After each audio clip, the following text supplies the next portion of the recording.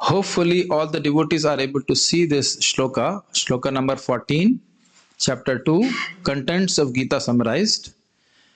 Very important shloka for all of us who are spiritually aspiring to advance in Krishna consciousness. It's extremely important shloka. Bhagavad Gita is applied knowledge. It's not that we hear something and then we hear in the class and then we don't apply. There are so many things for our application which we are going to learn in this shloka. So please hear very carefully. It's a very important shloka. You can chant in the mic, Rudra, please.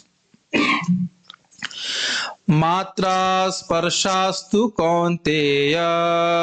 Matra sparsastu kaunteya. Ushna sukha dukkha Shitoshna sukha dukkha Agama paino nitya. Agama paino nitya. Titaksha svabharata. Tam titiksha svabharata. जी आपको कुर्सी चाहिए? कुर्सी मांगो, okay? Okay. Matra sparsastu kaunteya. Matra sparsastu kaunteya. Sitoshna sukha dukkha Shitoshna sukha dukkha Agama paino nitya. Agama paino nitya. Tam stitiksha svabharata. Tam titiksha svabharata. Matra sparsastu kaunteya. Matra sparsastu kaunteya. Sitoshna sukha dukkha Shitoshna sukha dukkha Agama paino nitya. Agama paino nitya. Stitiksha svabharata. Tam titiksha svabharata. Are you in the group called Gita class as it is? Oh, so there's a group called Gita class as it is. If you join that group, or maybe let's again. Mataji, are you in that group? So you can share the file with Prabhuji, because it would be good if you can see it in the, or you can add Prabhuji in the group. You can see the text in front of you, or you can use my phone also if in case it's needed. Just open that file again. So first we'll read the word meanings, then I'll again come back and explain the shloka, Sanskrit. You can please chant after me. Matra sparshaha, sensory perception. Tu only. Kaunteya, O son of Kunti. Shita, winter. Ushna, summer. Sukha, happiness. Dukha, and pain. Da, giving. Agama, appearing. Apainaha, disappearing. Anityaha, non-permanent. Tan, all of them. Titikshasva, just try to tolerate. Bharata, O descendant of the Bharat dynasty. Translation: O son of Kunti, the non-permanent appearance of happiness and distress and their disappearance in due course are like the appearance and disappearance of winter and summer seasons. They arise from sense perception, O scion of Bharata, and one must learn to tolerate them without being disturbed. Before I go further, let us go back to the shloka again. Matra sparshastu kaunteya. Tu means O Kaunteya. In this life, we are touching the matras. The matra is exact word, the full word is tan matra. Tan matra is the sense object of the various knowledge acquiring senses. You know what are the knowledge acquiring senses? Eyes, ears, tongue when it is tasting, our nose and our skin. Let us count again. Eyes is 1, nose is 2nd, ear is 3rd, tongue is mouth, you can say tongue is 4th, and skin is 5. So corresponding to each of these knowledge acquiring senses, which is called Gyanendriya, by which we acquire knowledge of this world, there is a corresponding sense object, and that is called tan matra. Maybe have you heard this before? In Hindi class you have never heard this? Then 13th chapter we're discussing that only. Tan matra, tan matra, tat matra. Tan matra means that sense object. Just like I'm seeing this mridanga. So this form of the mridanga is the tan matra for my eyes, for my sense of seeing. When I'm speaking something, the sound is the tan matra for your sense of hearing, or my sense of hearing also. Is it difficult to understand? I forgot your name. Param. Is it very difficult to understand? It's very easy to understand. Then what is the sense perception? What is the tan matra of your nose? Rasgulla. No, smell. Okay. Just like when you entered this room, did you smell some fragrance which was burned yesterday? So that is tan matra. Immediately your sense can perceive it, is it not? Then what is the tan matra of your tongue? Now, Rasgulla, this is good. Are you going to give us some Rasgulla after the class? I don't know. I am not in charge for that. But like that. This is just to wake you up. And then skin. What is the tan matra for skin? Give example. Some touch sensation, just like I'm sitting on this asana, I can feel the touch of it. If I touch this mouse, I can feel the touch of it. All these are sense perceptions. So now he's saying, Lord Krishna is saying, O Kaunteya, O son of mother, O son of Kunti. That means your mother is very exalted. So something expected something is expected out of you, O dear Arjun. What is expected? You must tolerate titikshaswaha. Bhajaswaha is an instruction given by the Lord. This word titikshaswa is an instruction, injunction. You must tolerate. What I should tolerate? Sheet. Sheet, everybody understand? Anybody who knows Hindi, they understand. Sheet means cold. That's like now we are tolerating cold. Ushla, then in the summer season it will be hot. Sukha and dukha. Sukha means, now we have to understand, Sukh here refers to the material sukha, which is, or happiness, which is generated from material sense perception. It does not refer to spiritual happiness. We don't have to tolerate spiritual happiness. If we chant Hare Krishna and become happy, that Krishna is not saying that you tolerate it. There's a very deep import to these words. And similarly, dukkha is also because of material sense perception. So you tolerate it. We have discussed in the yesterday's shloka, 2.13, that life after life, we are getting our bodies as per our previous karma. I'm going slow so that devotees can understand. Okay? And when we have got a particular body, we behave as per our previous sanskar or impressions. Something we like to do and something we don't like to do. So what the Lord is telling here is, all this likeness and dislikeness is coming out of sense perception. You must learn to tolerate them and do what is good for you even if you don't like. And don't do those things even if you like them. Does it make sense? Because of previous sanskara, a person may like to eat meat. Pravritti esha bhutanam nivrittistu mahaphala. Eating meat, gambling, and breaking all regulative principles is the natural proclivity or natural propensity of the conditioned souls. This is explained in Manu Samhita. प्रवृत्ति एषा भूतानाम, ये प्रवृत्ति होती ही है लोगों में इस प्रकार से पाप करने की. तो sin is a natural tendency of a conditioned soul, but nivrittistu mahaphala. If a person becomes detached from this, he gets a very exalted goal. So to become nivritta, to become, to give up those things, we need to tolerate the urges of this sukha and dukkha. Does it make sense? They're very deep, very nice, very practical things. Just like all of us have come for Mangal Arati, so we tolerated the misery of waking up in the morning. Is it not? What do you think, Vijay Prabhu? Yes, it's a misery. It's a misery to wake up in the morning for at least conditioned souls. So now, one time somebody asked Gaurang Prabhu, are you able to hear the flute of Krishna? He said, first, the alarm which you hear in the morning, that should become pleasant to you. Then you talk about hearing Krishna's flute. Even the morning alarm doesn't feel nice. Sometimes we ask the question, who put this alarm? Is it not practically every day we ask this, who put this alarm 3:30? Well, this is not the time to wake up. Every day our mind says. So we have to tolerate this sense. My senses want to sleep now. Or say, this is very nice, cozy blanket. But no, you have to wake up. Prabhupada will explain this in the commentary. So the whole idea is, and also please try to understand what is sukha and dukha. These things have to be understood. Hindi में पहले बता देता हूं, फिर English में समझाऊंगा. मन की प्रवृत्ति होती है, उसको हम मन की अनुकूल वृत्ति को हम सुख मानते हैं और प्रतिकूल वृत्ति को दुख मानते हैं. Something which the mind accepts as favorable we accept as sukha, and something which it is disagreeable to the mind we consider as dukha. This is it. It is not real sukha and dukha.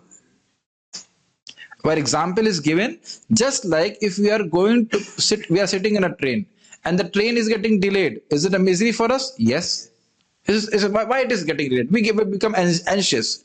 But somebody who wants to catch the train, he becomes happy. The train is late. I can catch the train. So same thing, same event is causing misery to one person and causing happiness to another person.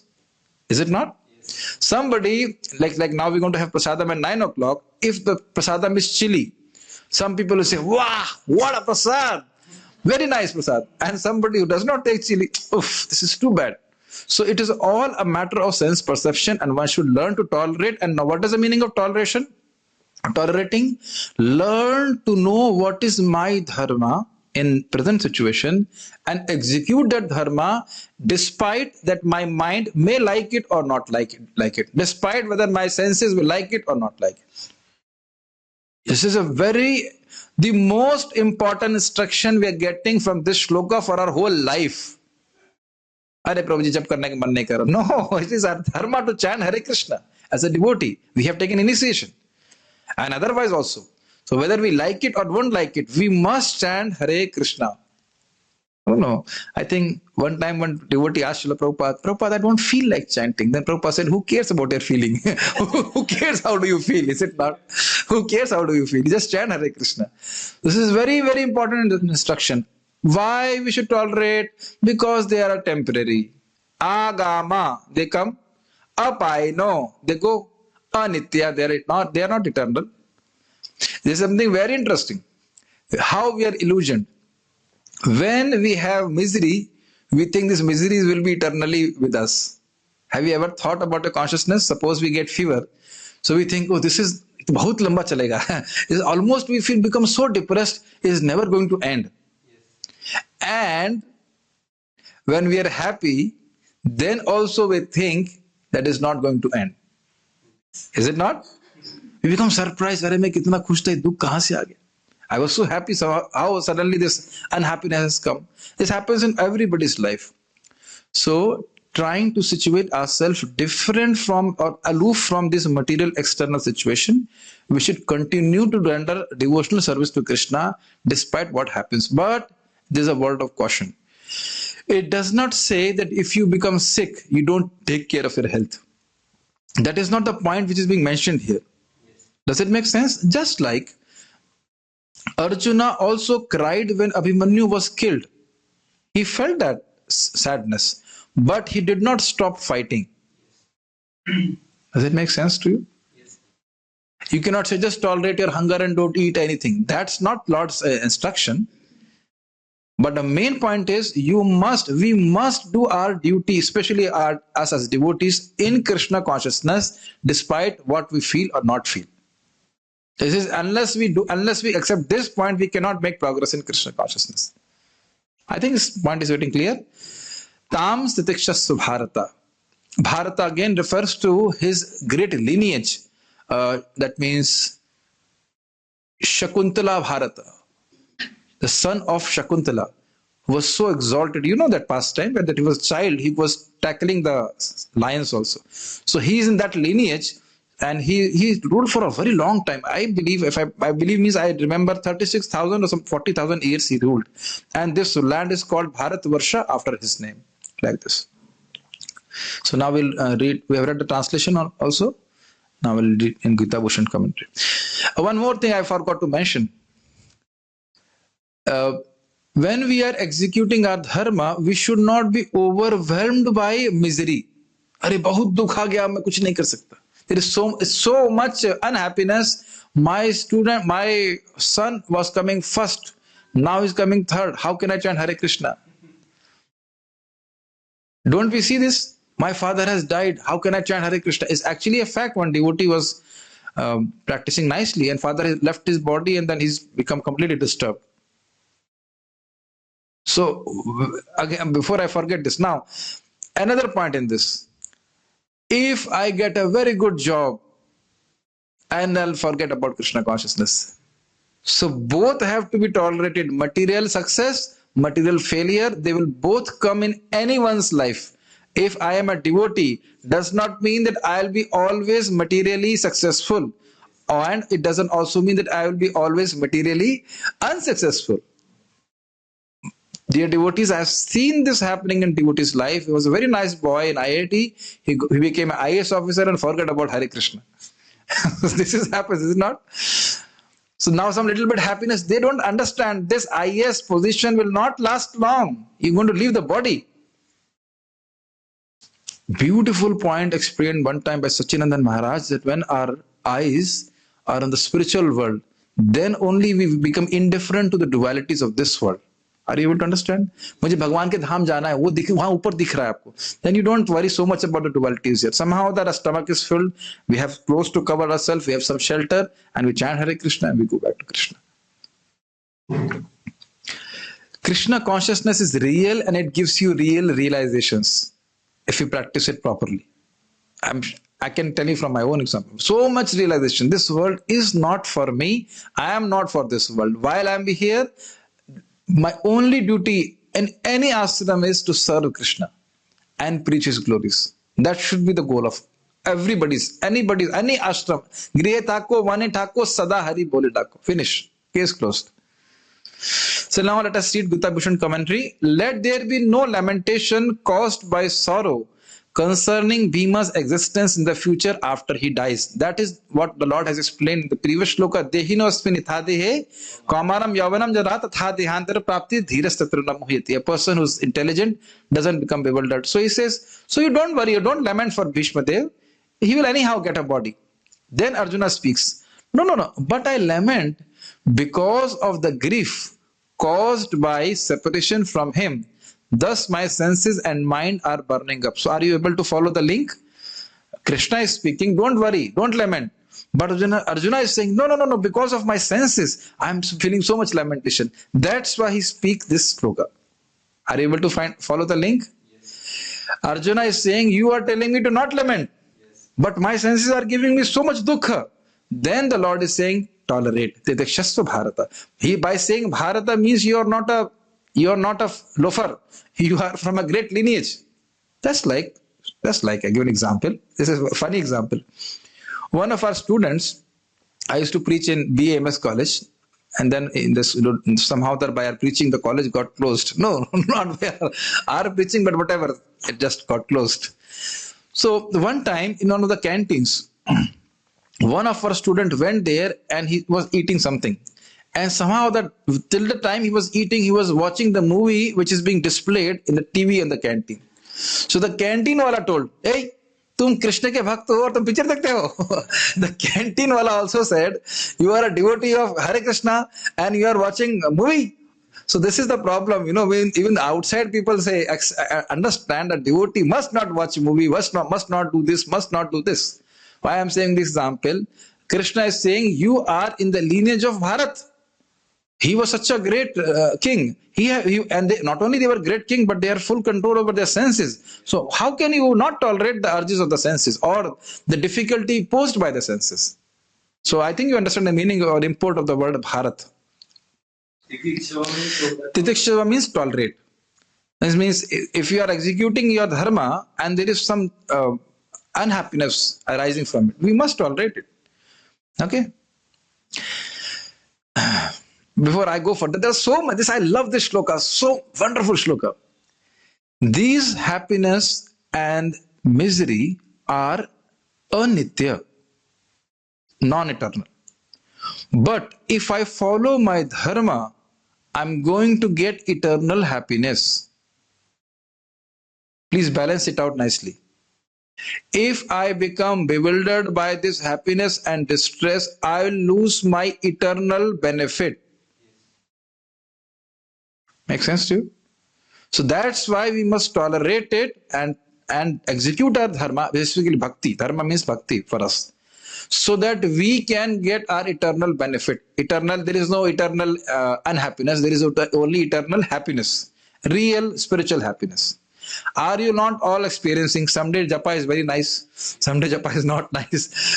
Now, if somebody says, I will only chant japa if Krishna promises that today it will be nice. That will not. Maybe you had everything wrong going in your life, but japa is very nice. Then you become very happy. Maybe everything is nice, but japa is not nice. Then you understand, you have to tolerate it. Till that time we reach nishtha stage. Nishtha means every day now everything is nice.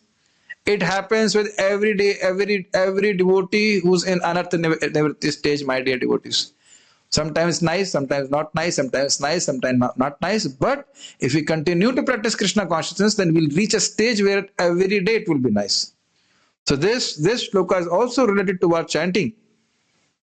You cannot judge on everyday basis whether I'm making progress or not. Every time you're chanting Hare Krishna, you're making progress. Okay? Yes. Matra means the functions of the senses such as skin by which the sense objects are defined. Thus, matra refers to the senses. After the perception of the sense objects by the senses, matra, but the perceptions bestow sensations of hot, cold, happiness or distress. This is very easy to understand. The senses meet the sense objects, and then we I think I made a mistake. How can it be like this? Tan matra refers to sense objects. Tat matra. Anyways, matra means senses here. Okay. Cold water, which is in the summer, gives pleasure, gives pain in the winter. Have you not seen in our own consciousness that when the winter season is there, we desire heat, and when there is summer season, we want cold? So we are not satisfied in either of the situations. Tolerate these temporary experiences, anityan, since they appear and disappear, agamapayinah, since they are uncertain. This means that just as one takes cold bath in the month of Magh, though it is difficult because it is the injunction, by having a sense of duty, so Arjuna should fight with Bhishma and others, though it is difficult because of the rules of scriptures. Are you understanding this point? Srila Prabhupada says elsewhere, these Indians are not foolish that they are taking bath in the month of Magh outside in the river. Sometimes the Englishmen will say, these people are pagal ho gaye kya? They are the fools that they, in the winter season outside they're going in and taking bath in the river. So cold there. No. We are tolerating little bit of misery here, but the gain which is going to be gained by this is extreme. That is the injunction of Bhagavatam also. Tapo divyam putrikayena sattvam shuddhe tasmad brahma saukhyam tunantam. Before I go further, let me explain this point. So similarly, Arjuna should have fought even if it was unpleasant to fight with those with whom he loved so much, like Bhishma Dev. Is it very clear? Well, we don't have to fight with our family members. That is not an injunction for us. But we have to fight the non-devotional principles existing in the society. We have to preach against them. Now, do you know that Bhishma Dev had fought with Parshuram, who was his own spiritual master? Yes. And why he had fought? He did not want to fight. He was very respectful. But when Parshuram challenged him and forced him that he must fight, otherwise, or you have to marry, what is it? Amba, one of the Amba, like that. So he said, no, I have taken a vow as a Kshatriya, I cannot break my vow, point number one. And second, as a Kshatriya, since you are challenging me, it is my duty to fight, although you are my spiritual master. And he fought very valiantly. Then Naradji came and said, Arey Baba, why both of you are fighting for a woman? So, come to your senses. So then Parshuram also left and Bhishma also left. So like this. So now we understand. So Bhishma, he doesn't want to fight with Bhishma, but Bhishma himself has fought with his own spiritual master. Is it not? Because that is the rule of scripture. The Kshatriya, if challenged, cannot refuse to fight. That is very degrading for a Kshatriya. At the present, he should tolerate the incidental experience of suffering for the accomplishment of proper dharma. This is very simple to understand. Now he's feeling this fighting is not good, it's very unpleasant, but he must tolerate it and execute his dharma. Very easy to understand. Important point, tapasya does not mean just submerging oneself in cold water in cold season or putting fire around oneself in hot season. That is not tapasya. Hear very carefully. Tapasya means accepting sufferings in executing one's own dharma. I'll repeat this again. Tapasya means accepting sufferings voluntarily in executing one's own dharma. That's why there is so much problem in society, because when dharma is told for Matajis, they say, what about dharma of the Prabhujis? And the same thing, if dharma is told to Prabhuji, they say, Mataji. झगड़ा होता है आपस में, हम तो थोड़ा बहुत ही counselling करते हैं, प्रवेश नहीं करते ज्यादा. Whenever there is fighting in Grihastha life, they say, she is not doing that. And then she is saying, Mataji is saying, he's not doing that. But actually both of the people have to say what it is their service, what is their dharma. Yes. Is it not? Anyhow, we will not go too much into it because there will be so many objections to it. But I was just telling, Mataji is supposed to cook very nicely in home and take care of the children. This is the minimum dharma, minimum. And also chant Hare Krishna. But now I don't know who cares for the kid. Maybe some dai, I don't know, whatever. In crutch, they will throw the kid in the crutch, and then they will go for whatever they want to do. And how you will get affection from the mother? Is it not? I don't want to go deep into these things, but we must learn what is our dharma. Is it not? Just like brahmacharis are supposed to do reading. Nowadays people don't read. Even brahmachari ashram, they don't read. If they don't read, then what they will preach? They will preach all whatever, bogus things. So all these things are happening. A brahmachari cannot sleep in the morning hours. 7 o'clock, 6 o'clock, 5 o'clock also. He must wake up 3:30, at least 3:30 or 4 o'clock. 4 o'clock is late for brahmachari ashram. Outside okay, but brahmachari ashram 4 o'clock is late. Okay? So you cannot say, I don't feel like, my body साथ नहीं दे रहा है. फिर जाओ, काय के लिए कर रहे? We must remember why, because when we accept this kind of suffering which is enjoined as per my dharma, then I make बहुत बड़ा फायदा मिलेगा, big benefit we're going to get. That is the point, because that has been enjoined by the Lord on us. Similarly, Brahmana, Kshatriya, Vaishya, Shudra. Similarly, Brahmachari, Grihastha, Vanaprastha, Sannyas. Does it make sense? So we must not forget that Grihastha ashram is also an ashram which is supposed to be a spiritual order. Mostly devotees are practicing Krishna consciousness, but when you preach to a new person, he says, Prabhuji, हम तो गृहस्थ में भक्ति कैसे करेंगे? आपने देखा होगा preach करते हुए. It is absolutely unacceptable, whether you are a brahmachari or a grihastha or vanaprastha or sannyas. Everybody is supposed to execute bhakti as per his situation. We cannot say, no, I cannot execute bhakti because I'm grihastha ashram. No. I must bring to the notice of everybody who's hearing, you will be surprised. Even I am surprised. And it's a rahasya, it's a secret. That grihastha devotees from Navadip will stay for 4 months in Puri. How you can get 4 months holiday?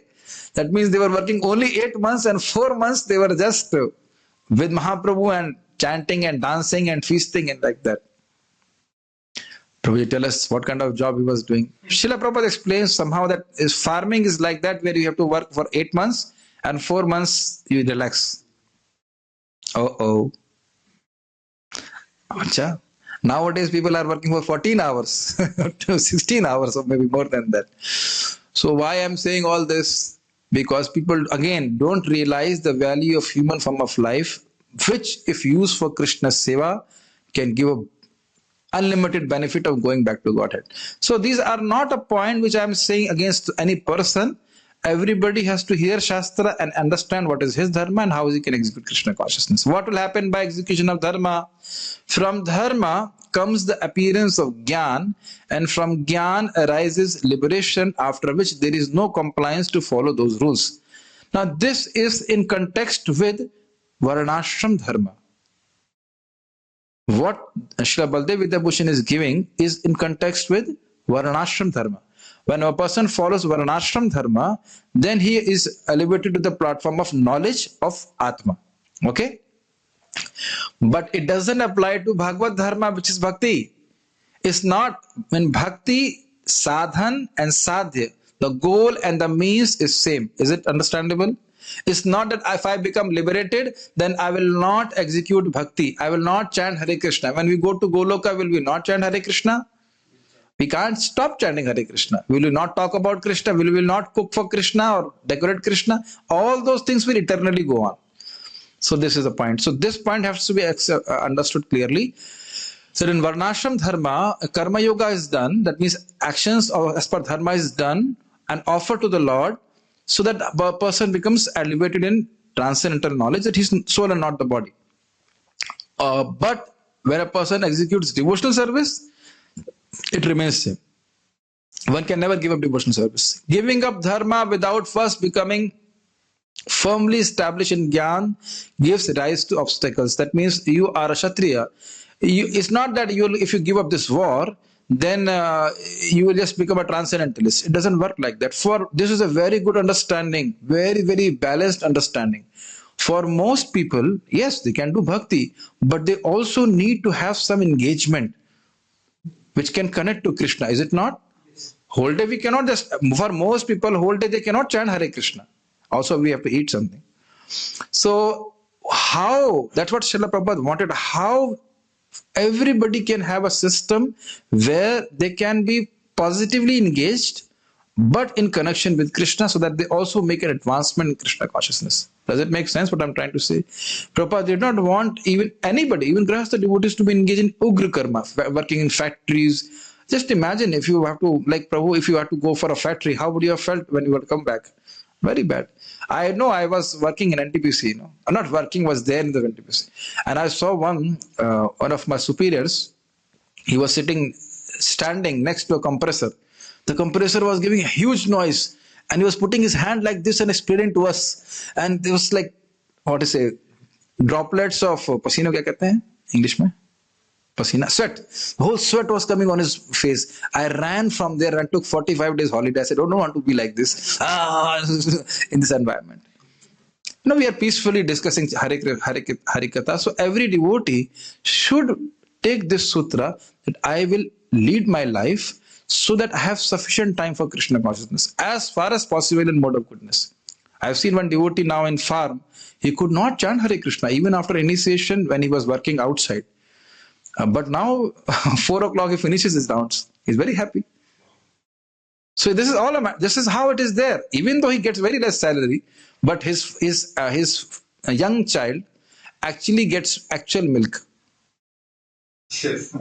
Not some surf powder like that. Actually gets actual milk, actually gets organic vegetables. That is the nourishment for the child. If you go sometimes, you'll see how they're happy. Very less money, but they're happy in Krishna consciousness.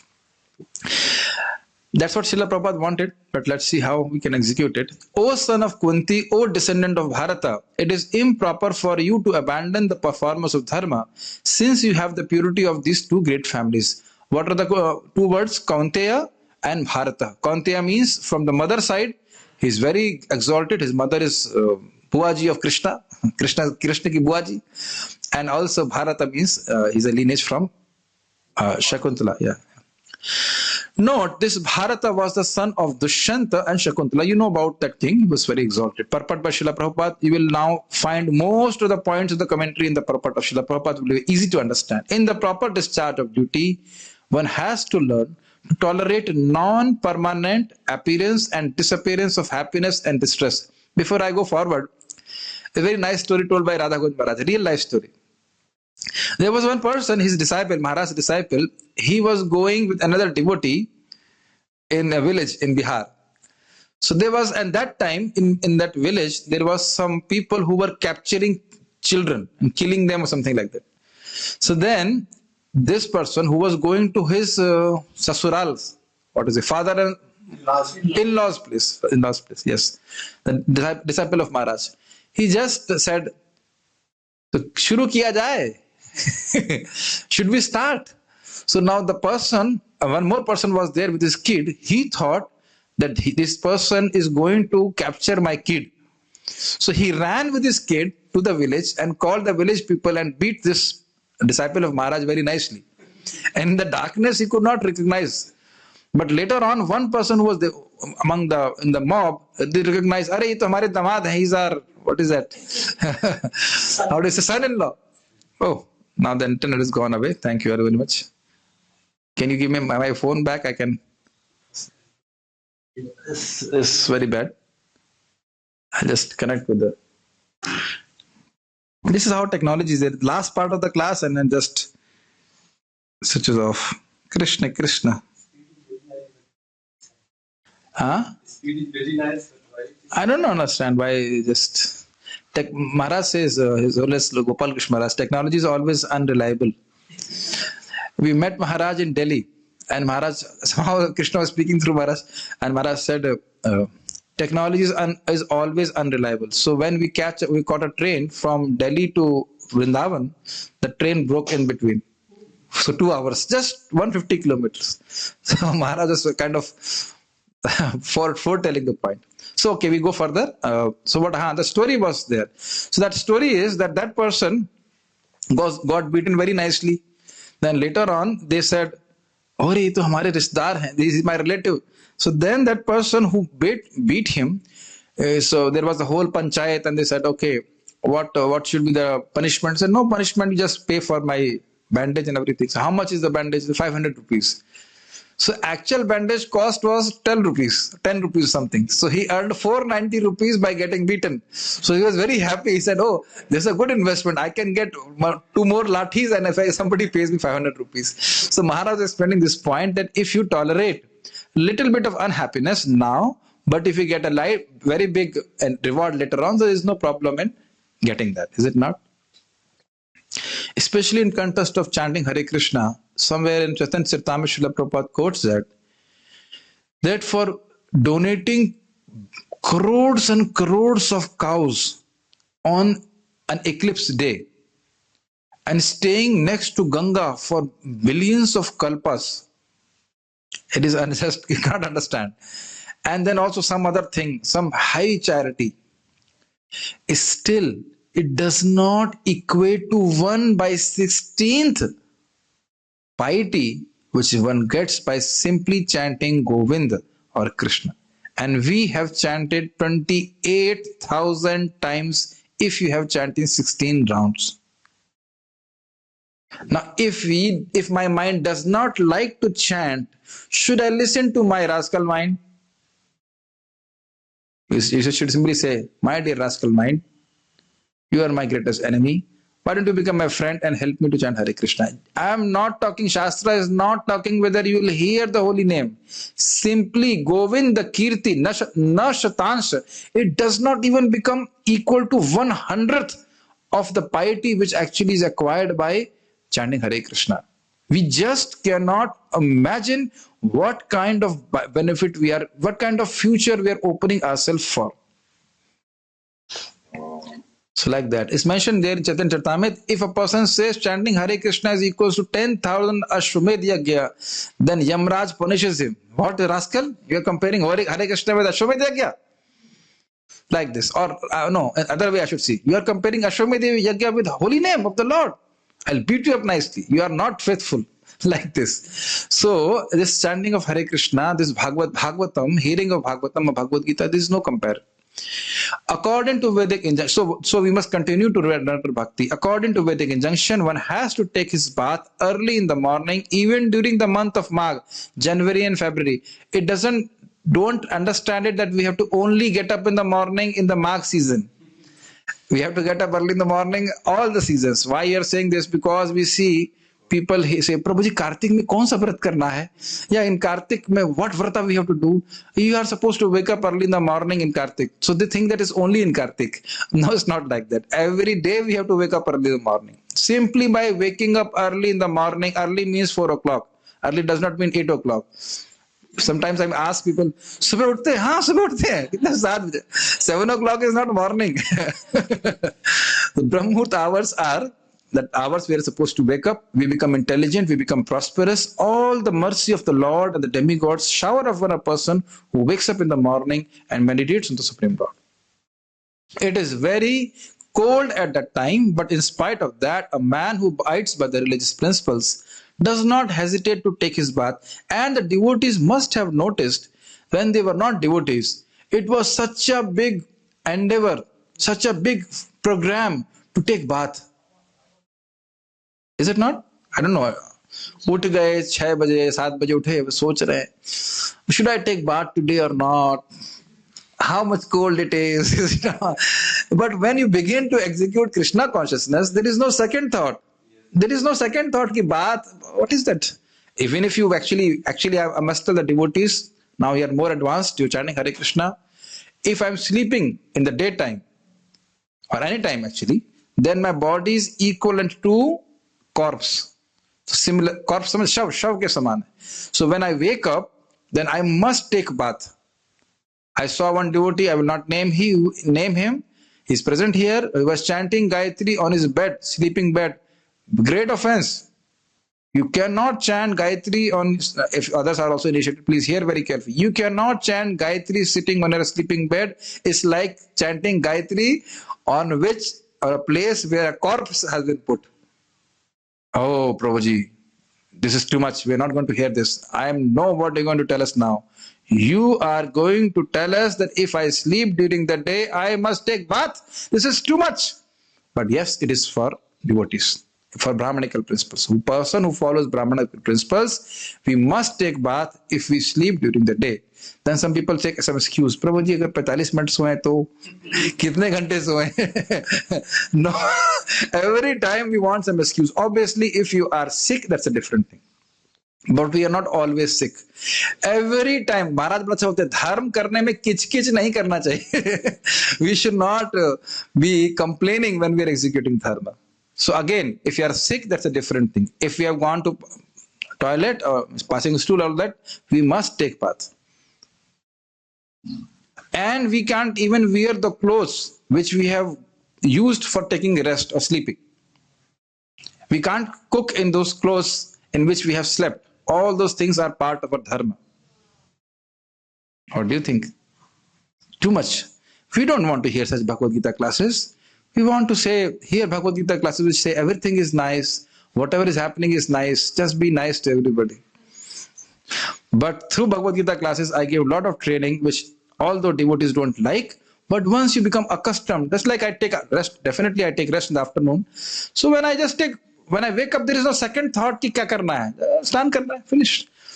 One time Maharaj was explaining this point that one person met him somewhere in America and he identified, what is this? This is Tilak. And I asked further questions. So, kahan se aap, on which organization you are? So, we are from ISKCON. Acha, that organization in which people take too much bath. So outside people also understand that devotees are pure. But purity, external purity will lead to internal purity. A minimum 2 baths per day. Per day. You will see how it affects your consciousness amazingly. And also, obviously, 6 o'clock we cannot sleep, 12 o'clock afternoon we cannot sleep, and again 6 o'clock in the evening we cannot sleep. These are Sandhya calls where we do Sandhya or remember Krishna. There is no chance that we should sleep. Again, if you're not sick. Similarly, a woman does not hesitate to cook in the kitchen in the months of May and June, the hottest part of the summer season. This was happening when Prabhupada wrote the purport. Maybe not now, is it not? No. Now they are hesitating to cook in any part of the month, whether it is cold or hot. Some Maharaj was cracking a joke. Mata, please don't, just a joke, don't take it personally. Nowadays, Matajis anyhow don't want to cook.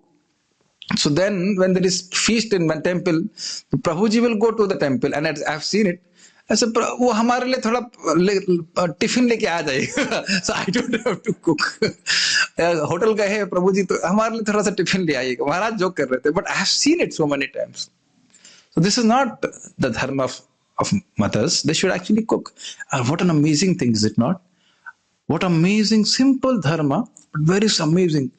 You will go back to Godhead simply by cooking. Mahaprabhu says in Chaitanya Charitamrita, somebody offers such nice foodstuffs to Krishna, I take the dust from his feet on my head. Is exactly mentioned in Chaitanya Charitamrita. In Chaitanya Charitamrita, there are chapters after chapters which describe how Mother Damayanti is cooking various foodstuffs for Mahaprabhu. It's an offering of your love to Krishna. You're not cooking for your family members. First, you are cooking for Krishna, is it not? And always a beautiful example given by Srila Vishwanath Chakravarti Thakur. Putana was a Rakshasi. She wanted to kill Krishna. And to kill Krishna, she with the intention to kill Krishna, she came with poison to feed Krishna. Is it not? So what if a person cooks something nicely and offers to Krishna? That Krishna will become happy. How much Krishna will be, grateful to that person. So just executing little dharma to cook yourself, and then you offer to Krishna, Krishna will be awarding you so much. Simply by offering water, a person became Indra. Water took off giving a whole whatever items. And Krishna is not saying you have to offer me 108 items. He is not saying that. So I'm just saying simple execution of dharma, which is natural to almost all the Matajis, that they like to cook. What an exalted benefit you're going to get, is it not? Yes. One has to execute his duty in spite of climatic inconveniences. This is very nicely understood. Similarly, to fight is the religious principles of the Kshatriyas, and although one has to fight with some friend or relative, one should not deviate from his prescribed duty. A small point, little funny point. You know that when Rukmini was kidnapped by Krishna, then Rukmini went behind Krishna and fought with him. And then Krishna disfigured him. He captured him and disfigured him. Then Rukmini was crying. Then Balramji comes there and says, my dear Rukmini, you must understand that is the nature of Kshatriyas. If they are challenged, then they don't see relationship, they will fight. You don't be aggrieved by that. So that also Krishna has done. Apne saale se ladke aaye hain Krishna. Krishna has already fought with his brother-in-law. So he has done also his part. Yes.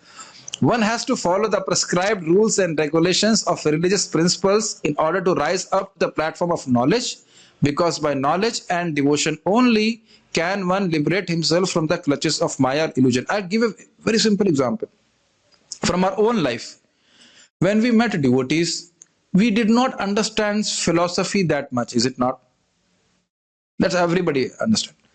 The devotees told us, please chant Hare Krishna. So somehow that we accepted.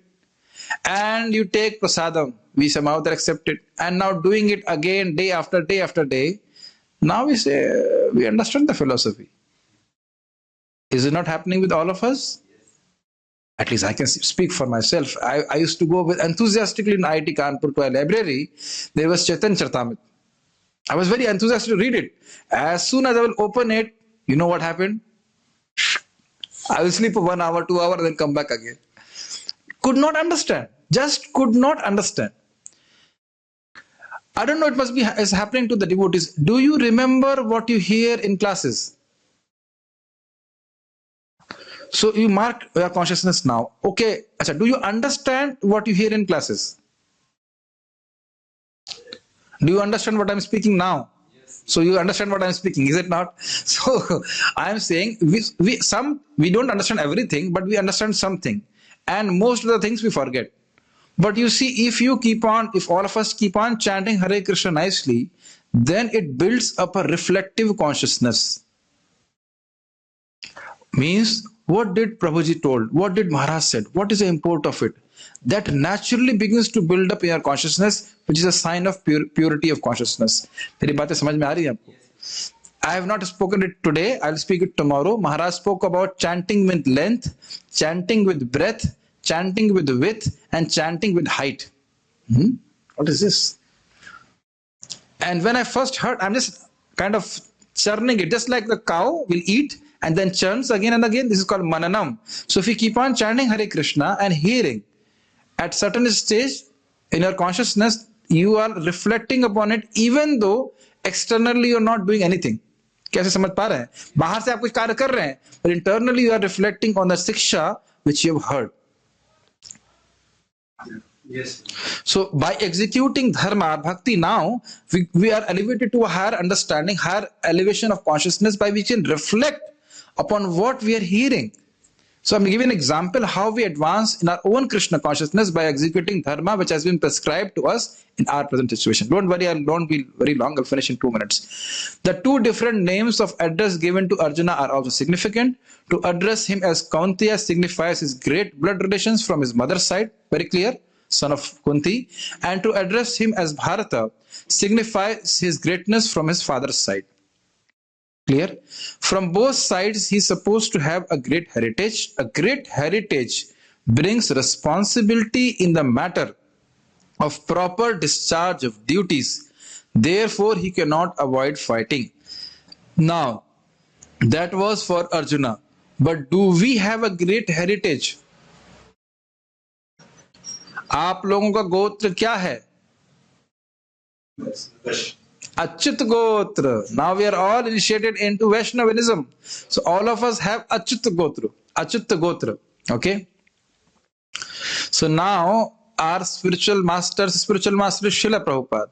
So his legacy has been carried by our spiritual masters. Is it not? ऐसा तो नहीं कर रहे हैं कि वो माला नहीं जप कर रहे हैं, भक्ति नहीं कर रहे हैं. They have executed devotional service, not given up devotional service despite all difficulties all throughout their life. Does it make sense? Srila Prabhupada is from Goloka. His spiritual master is from Goloka. What kind of heritage we have? Can you imagine? Spiritual heritage. And we are now connected to Srila Vyasadeva also. With Srila Vishwanath Chakravarti Thakur. With all the great acharyas. Yes. So we also have a great responsibility to maintain this philosophy, maintain the principles, execute in our life, so that we can perpetuate this heritage to the future generations. Is it not? Does it make sense? If we do not do proper sadhana, suppose from like devotees have come from Ajmer, so now they say, "Are 5:30 is there and there is no Mangal Arati."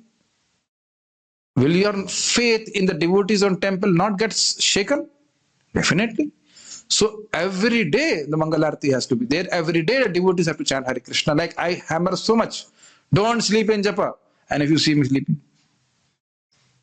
then how it works? It doesn't work. So all of us, there is a responsibility that we have very good sadhana, behavior, everything, so that we maintain the heritage which we have received in Guru Shishya Parampara. Our other heritages have no value. No, our seminal heritage in which we have birth has no value, but the heritage which we have now from Achyuta Gotra is exalted. Okay? Are there any questions by devotees in Zoom? You can type or something. No questions? Devotees, you have any questions?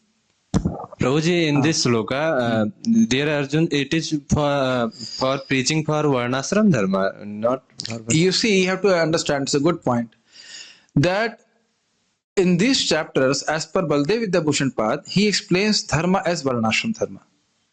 But Srila Prabhupada will explain it as Bhagavad Dharma, which we have to accept. We accept Bhagavad Dharma. So I am going to discuss Baldev Vidyabhushan commentary also, but he say as per him, but you must remember this Varnashram Dharma also has elements of bhakti. It's not that you are just doing devotional without any conception of God that you are doing it. No. The Dharma is done so that to please the Supreme Lord. So the awareness is there that Krishna is there, but it's not pure devotional service. But the lesson which we have to learn from in our context, what Srila Prabhupada is explaining is, no matter how we feel, we must render devotional service to Krishna. Okay? No matter how we feel about it. Sleeping there, 20 minutes, 30 minutes, 45 minutes, bathing. Okay, the devotee Prabhuji is asking if I'm sleeping for 20 minutes or 40 minutes. So I've heard from devotees that if you sleep for 45 minutes, then you don't have to take bath. But what if it is 46 minutes? How you will make sure if it is not 46 minutes? The best is whatever rest you take is a simple policy that we keep a cloth which is only for sleeping, and we go in that sleeping, and then we come out and take bath. I mean, that's what I do. It's not difficult, is it not? Any other questions are there? The chat. The chat somehow is not open. No, there is no question. So, what did we learn from this shloka? Sukha and dukha will come. Do not think that I am a devotee, then no external unhappiness or happiness will come. But despite that, we chant Hare Krishna and we execute devotional service. A beautiful point to close with. Bhishma Dev says that, my dear Lord, when I am now leaving my body, you are in front of me because I have been an unflinching servitor. In all circumstances, I have never given up my devotional service to you.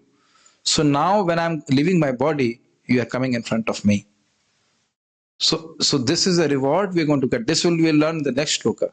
How when a person who tolerates everything and fixed in dharma, how he becomes fit for liberation. अरे एक बात तो समझ रहे ना, अगर if a student is there and if he say I don't feel like studying, then can he ever cross a competitive exam? Whether you feel like or don't feel like, you study, is it not?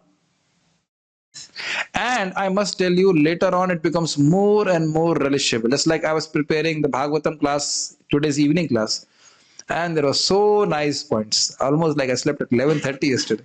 It's so nice. If I would have not executed bhakti before, then I would have not relished Bhagavatam now. And if I don't do Bhagavatam now, I will not be able to relish Bhagavatam to the extent I faint in the future. सुना था ना, जब तक भागवत सुनी, जब तक बेहोश ना हो जाए, तो वो तो तभी आएगा ना जब अभी भक्ति भागवत सुनेंगे, भक्ति सुनेंगे. Okay, so we shall stop here. 1 second.